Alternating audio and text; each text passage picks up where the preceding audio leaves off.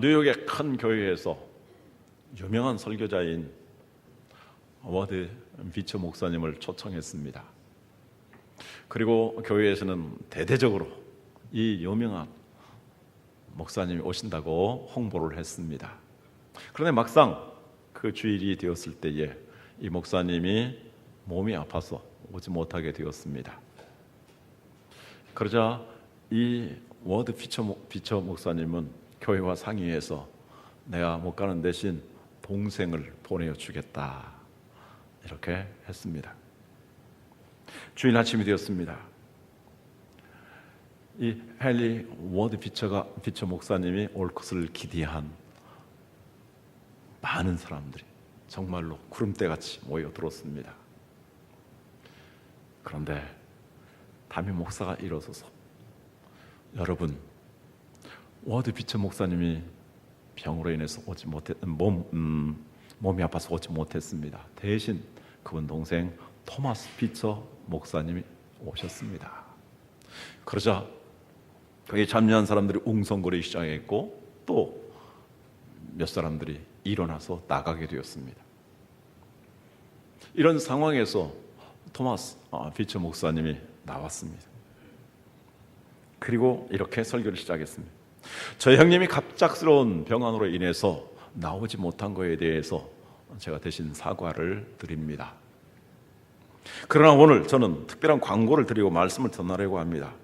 지금 예배 중간에 일어나고 계신 분들, 그분들 말고 혹시 또 헨리 워드 비처를 예배하기 위해서 오신 분들이 계시다면 지금 이 시간에 다 나가주시길 바랍니다. 왜냐하면 우리는 헨리 워드 비처 목사를 예배하기 위해서, 그의 말을 듣기 위해서 온 것이 아니라 우리는 하나님을 예배하고 하나님의 말씀을 듣기 위해서 왔기 때문입니다.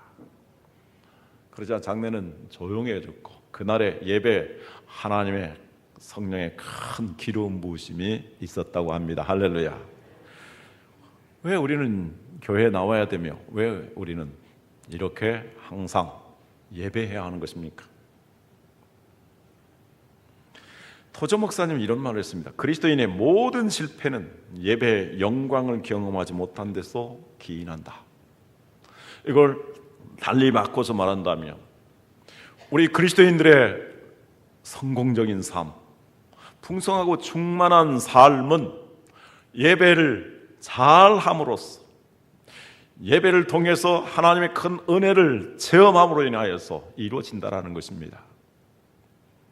오늘 요한계시록 4장을 읽었는데 4장과 5장은 하나님께서 천상의 커튼을 여시고 천국의 천군 천사들과 생물들과 그리고 신구약 성도를 대표하는 24 장로들이 하나님을 그리고 예수님을 예배하는 모습이 그려져 있습니다. 이 천국의 장로들이 예배하는 그 예배를 통해서 하나님이 우리에게 주시는 은혜와 교훈을 얻기를 원합니다. 네 가지를 생각해 봅니다. 첫째, 예배는 무엇입니까? 하나님의 임재를 경험하는 사건입니다. 어느 목사님이 자신의 교회의 예배에 대해서 불만을 말하면서 이렇게 토로하는 이야기를 들었습니다. 목사님, 우리 교회 예배 가운데서 하늘 문이 열려지는 것을 보았으면 좋겠습니다. 여러분들, 하늘 문이 열려지는 것 혹시 보셨나요? 그런데 오늘 본문의 천상 예배는 그렇게 시작하고 있습니다. 본문의 말씀이 이렇게 시작하죠. 4장 1절. 이 일 후에 내가 보니, 이 일은 무슨 일이겠습니까? 2장과 3장은 교회에 대한 하나님의 계시였고 1장의 사도 요한에게 하나님의 계시를 보여주셨는데 그 일 후에입니다.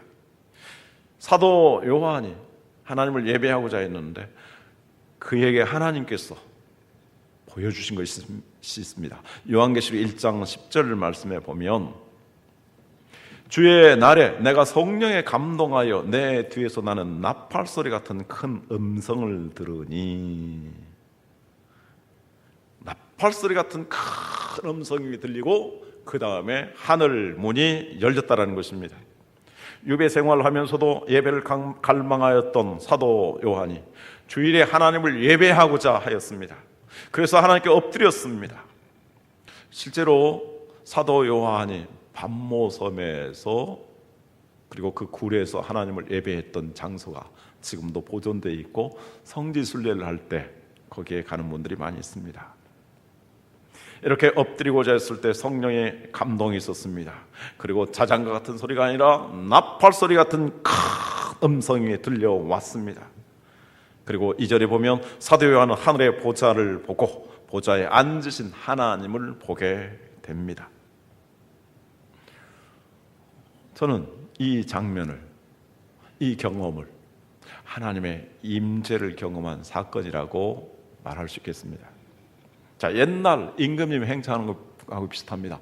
임금이 행차할 때는 사람들이 와서 다 대기하고 있습니다.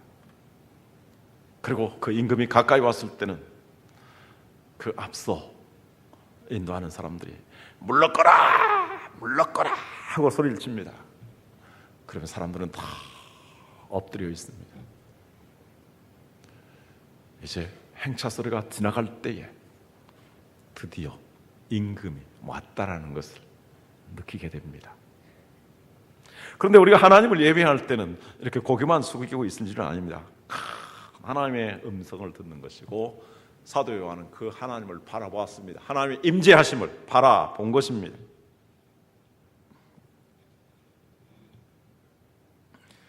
우리가 어떻게 하나님의 임재를 경험할 수 있습니까?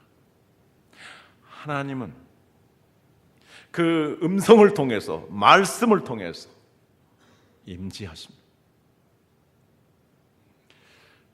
그래서 하나님께서 말씀을 통해서 임재하시기 때문에 우리는 하나님께서 성경을 통해서 그리고 주께서 세우신 메신저를 통해서 오늘 나에게, 우리에게 전하시는 말씀으로 받으시길 바랍니다. 그랬을 때 그 말씀을 통해서 하나님의 은혜가 임하고 하나님의 능력이 임하고 하나님의 권능이 임하는 줄 믿습니다. 이 하나님의 말씀을 받는 우리의 태도는 어떻게 해야 될까요? 한 기독교 심리학자가 이렇게 말했습니다. 이 하나님의 은혜를 받기 위해서는 아기가 엄마의 풍성한 젖꼭지를 물 때처럼 되어야 된다. 그랬을 때에 한없는 행복감을 누리게 될 것이다 라고 말합니다. 다윗은 이스라엘의 왕이었어도 하나님 앞에서 이렇게 고백하고 있습니다. 시편 131편 1절에 3절 말씀입니다. 여호와여, 내 마음이 교만하지 아니하고 내 눈이 오만하지 아니하오며 내가 큰 일과 감당하지 못할 놀라운 일들을 일하려고 힘쓰지 않아이다. 실로 내가 내 영혼으로 고요하고 평온하기를 젖된 아기가 그의 어머니 품에 있음 같게 하였나니 내 영혼이 젖된 아이와 같도다. 3절 같이 읽습니다. 이스라엘아, 지금부터 영원까지 여호와를 바랄지어다. 베드로전서 2장 2절을 보면 갓난아이들 같이 순전하고 신령한 젖을 사모하라. 이는 그로 말미암아 너희로 구원에 이르도록 자라게 하려 함이라. 자, 임금이 행차를 하는데 임금의 행사를 경험하기 위해서는 미리 와서 준비하고 기다려야 합니다. 사또 떠난 다음에 나팔 불면 그 사토를 볼 수가 없습니다. 그래서 미리 준비하고 미리 대기하고 또 보기를 간절히 사모해야 합니다. 우리가 이 예배를 통해서 하나님의 말씀의 은혜를 힘입기 위해서, 말씀을 통해서 하나님의 임재하심을 경험하기 위해서는 이렇게 준비해야 합니다. 그리고 사모해야 합니다. 하나님의 음성을 듣기를 사모하는 마음을 가지고 준비하여서 일찍 나오고 하나님 앞에 엎드려서 주의 은혜를 구하는 것이 하나님의 임재를 경험하는 중요한 자세요, 덕목입니다. 본문 직전에 요한계시록 2장 3장에서 7 교회에게 하시는 말씀이 있습니다. 성령이 교회들에게 하신 말씀을 들을지어다. 바로 하나님의 성령께서 말씀을 통해서 또 성령께서 또 메신저를 통해서 말씀을 하시는데 그 말씀을 받아들이는 이러한 자세를 가질 때에 우리는 하나님의 임재를 체험하게 되며 하나님의 은혜와 능력을 경험하게 될 줄로 믿습니다. 두 번째 예배는 하나님의 가치를 인정하여 엎드리는 것, 감사하는 것입니다. 예배를 이해하는 데 있어서 가장 중요한 키워드, 중요한 단어가 바로 가치라는 단어입니다. 예배라는 말이 가치라는 단어에서 유래했습니다.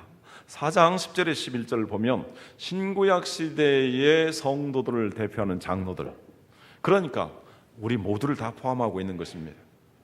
이들이 보좌에 앉으신 하나님 앞에 엎드려 이렇게 고백합니다. 같이 읽겠습니다. 24 장로들이 보좌에 앉으신 이 앞에 엎드려 세세토록 살아계시고 살아계신 이에게 경배하고 자기의 관을 보좌 앞에 드리며 이르되 우리 주 하나님이여 영광과 존귀와 권능을 받으시는 것이 합당하오니 주께서 만물을 지으신지라 만물이 주의 뜻대로 있었고 또 지으심을 받았나이다 하더라. 여기 영광과 존귀와 권능을 받으시는 것이 합당하오니라고 했는데 이 합당하오니라는 말이 영어로 worthy라는 말입니다.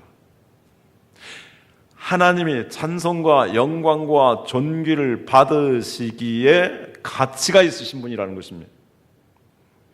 그러면 어떻게 해서 왜 하나님께서는 모든 성도들로 모든 피조물로부터 이렇게 영광과 존귀와 권능을 받으시기에 가치가 있으십니까? 오늘 사장에서는 만물을 지으셨고 이 만물이 주의 뜻대로 운행되기 때문이라고 말씀합니다. 즉 모든 만물을 하나님이 창조하셨고 우리가 그 만물의 혜택을 받고 살기 때문이며 그리고 하나님께서 그의 뜻대로 우리에게 베풀어 주시고 우리를 다스려 주시기 때문이라는 것입니다. 자, 하나님은 이 우주를 창조하셨습니다.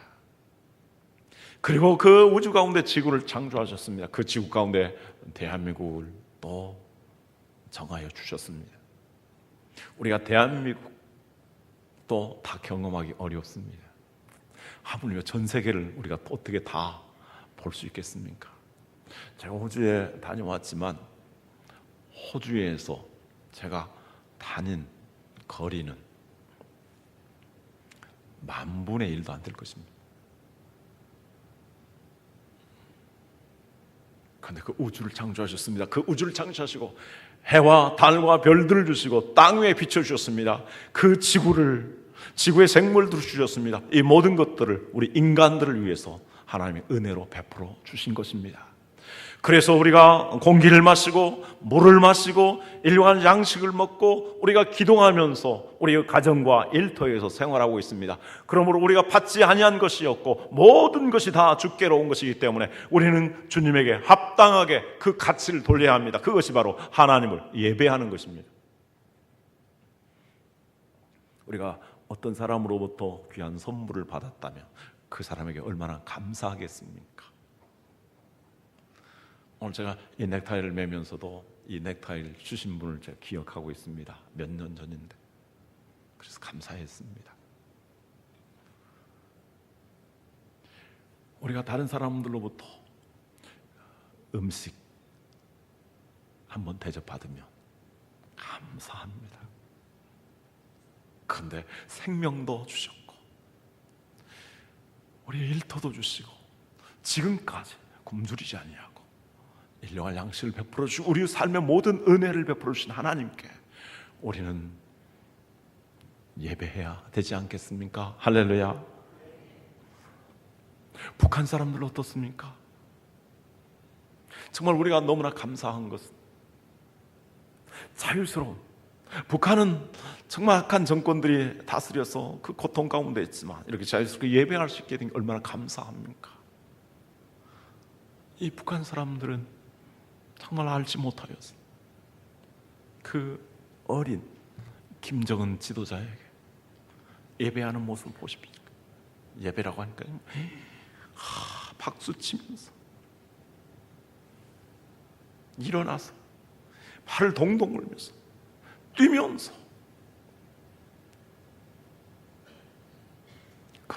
하나님을 예배하듯이 경배하고 있습니다. 우리에게 은혜를 베풀어 주시고 우리 가정의 평안을 더하여 주시고 이 남한 땅에 자유를 주셔서 해방을 주셔서 하나님을 예배하게 했습니다. 우리가 저 북한 땅에 태어나지 않냐고, 저 중동 땅에 태어나지 않냐고 이렇게 하나님을 예배하게 된 게 얼마나 감사합니까? 그래서 우리에게 은혜를 베푸시고 다스려 주시는 하나님께 가치를 돌리고 하나님을 예배해야 마땅한 것입니다. 이제 요한계시록 5장에 가면은 창조자 하나님에게서 우리를 구원하신 성자 하나님 예수님에게로 초점이 옮겨갑니다. 요한계시록 5장 8절 말씀 같이 읽습니다. 그 두루마리를 쥐하심에 내 생물과 24장로들이 그 어린 양 앞에 엎드려 각각 검은 고와 향이 가득한 금 대접을 가졌으니 이 향은 성도의 기도드리라. 누구 앞에 엎드렸습니까? 예수님 앞에 엎드렸습니다. 어린 양, 우리의 죄를 위하여서 어린 양과 같이 찢겨지시고 상하시고 피 흘려 죽으시고 우리를 위한 산 제물이 되신 그 어린 양 예수님에게 이렇게 기도하며 또 찬양하면서 영광 돌렸습니다. 왜 그랬을까요? 요한계시록 5장 9절에 12절에 이렇게 이어서 설명하고 있습니다. 그들이 새 노래를 불러 이르되 두루마리를 가지시고 그 인봉을 떼시기 합당하도다 하시도다. 일찍이 죽임을 당하서 각 족속과 방언과 백성과 나라 가운데에서 사람들을 피로 사서 하나님께 드리시고 그들로 우리 하나님 앞에서 나라와 제사장들을 삼으셨으니 그들이 땅에서 왕노릇하리로다 하더라. 내가 또 보고 들음에 보좌와 생물들과 장로들을 둘러선 많은 천사의 음성이 있으니 그 수가 만만여 천천이라. 같이 12절 읽습니다. 큰 음성으로 이르되 죽임을 당하신 어린 양은 능력과 부와 지혜와 힘과 존귀와 영광과 찬송을 받으시기에 합당하도다. 이 말씀에서도 합당하도다라는 말이 두 번이나 등장합니다. 어린 양 되신 예수님은 천군 천사들로부터 모든 피조물로부터 구원받은 모든 성도들로부터 예배를 받으시기에 합당하시다. 그가 피 흘려서 우리의 죄를 사하여 주셨고 그가 우리를 하나님의 나라의 상속자로 세워주셨으며 그리고 우리를 하나님을 섬길 수 있는 제사장으로 세워주셨기 때문에 그 권능과 부와 지혜와 힘과 영광과 존귀와 찬양을 하나님께 돌려야 될 것을 말씀합니다. 저는 여기 요한계시록 5장 12절 말씀을 읽을 때 가슴이 뜁니다. 벅찹니다. 그래서 요한계시록을 수요일날 강해할 때에 이 본문 말씀을 가지고 3주 동안이나 제가 전한 것 같습니다. 자, 예수님의 권능, 우리의 죄를 사하여 주시는 권능이 있습니다. 예수님의 권능, 우리에게 영원한 생명을 주셔서 부활의 권능을 주셨습니다. 예수님의 지혜, 능력, 예수님의 지혜와 부와 지혜, 그래서 우리로 하여금 풍성한 삶을 이루게 하셨습니다. 자유를 주셨습니다. 평강을 주셨습니다. 기쁨을 주셨습니다. 그리고 범사에 잘 되는 은혜를 베풀어 주셨습니다. 하나님 나라를 허락해 주셨습니다.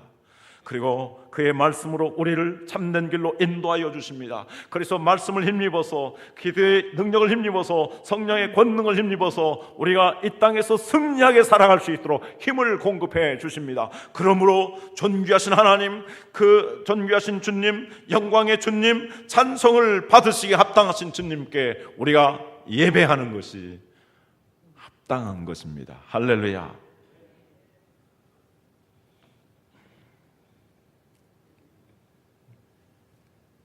그러므로 이 창조의 은총과 다스림의 은혜와 구원의 은혜와 하늘의 소망의 은혜를 받은 우리는 어떻게 합니까?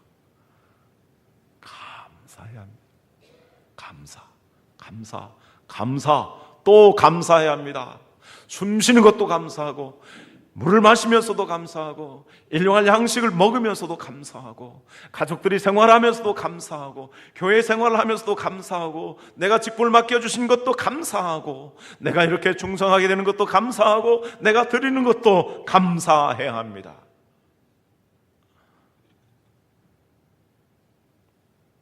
그래서 성경 우리에게 말씀합니다. 마음을 다하고, 성품을 다하고, 목숨을 다하고, 힘을 다하여 주 너희 하나님을 사랑하라.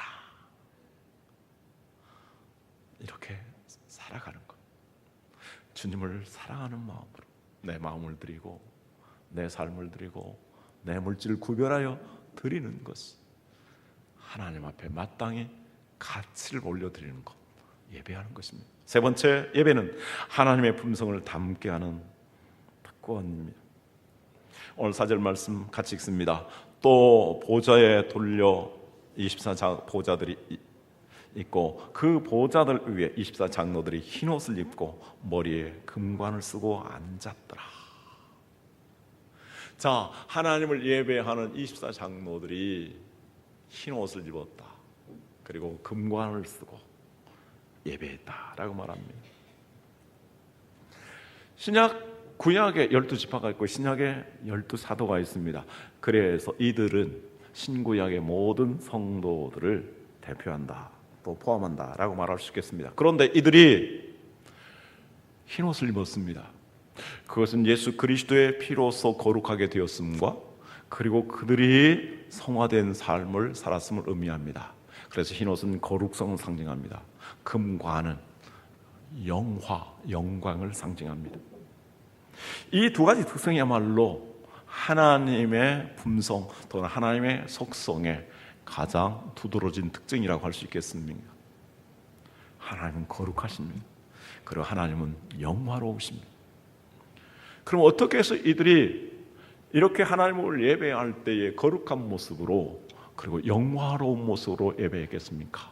그들이 정말 하나님을 바라보면서 이렇게 하나님 앞에서 살았기 때문에 그들이 거룩하고 그들이 영화롭게 된 것입니다.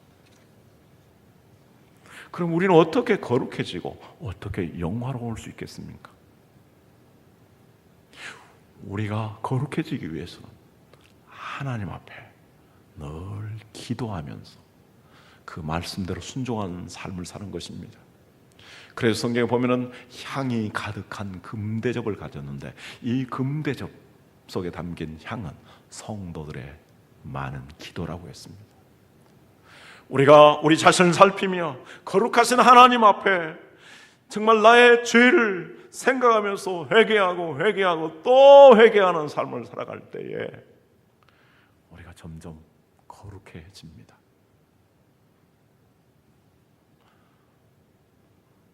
오늘 말씀에 대해서는 제 아내가 전혀 알지 못합니다. 그런데 어저께 저녁에 이런 이야기를 합니다. 또 하루의 삶을 이야기하면서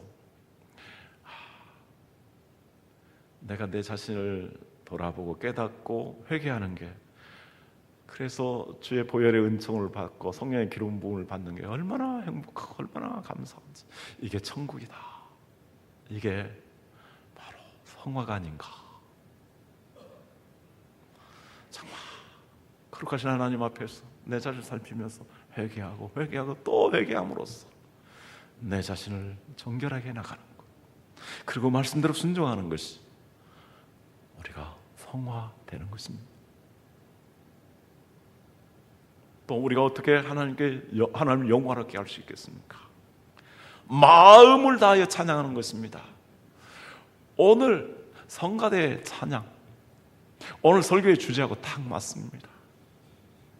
정말 그 거룩하신 하나님, 그 하나님께 우리 온 마음을 다하여서, 우리의 재능을 다하여서, 우리의 힘을 다하여서 그 하나님의 거룩하심을 예배할 때에 우리가 가장 하나님을 기쁘시게 하는 것이고 하나님을 영화롭게 하는 것이고, 우리가 하나님을 이렇게 영화롭게 할 때 우리도 하나님을 닮아가게 됩니다.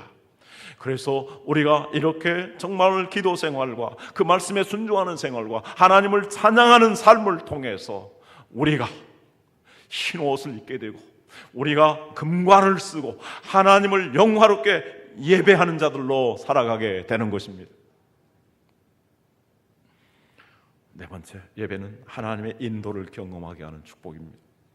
요한계시록 5장 14절에서 천상의 예배가 마무리되는 장면을 기록하고 있습니다. 그리고 이 예배는 아멘으로 끝납니다.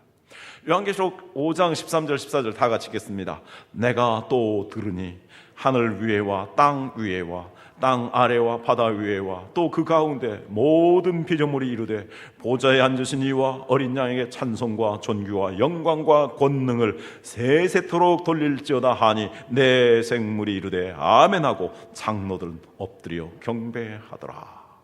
경배 받으시기 합당하신 우리 하나님과 예수님과 성령 하나님께 우리는 어떻게 예배합니까? 그 예배의 마지막 우리의 고백은 아멘입니다. 아멘은 믿습니다. 예, 맞습니다.